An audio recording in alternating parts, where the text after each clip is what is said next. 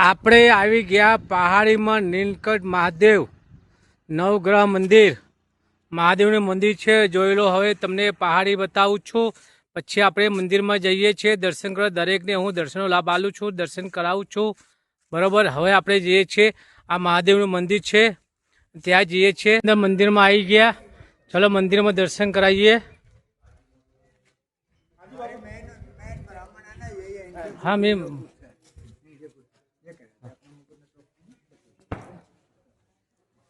યજ્ઞ છે.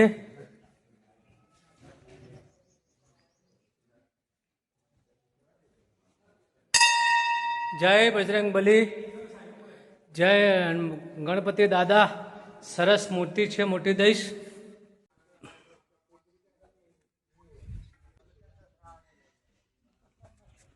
જય ભોલે, જય શિવ શંકર ભગવાન.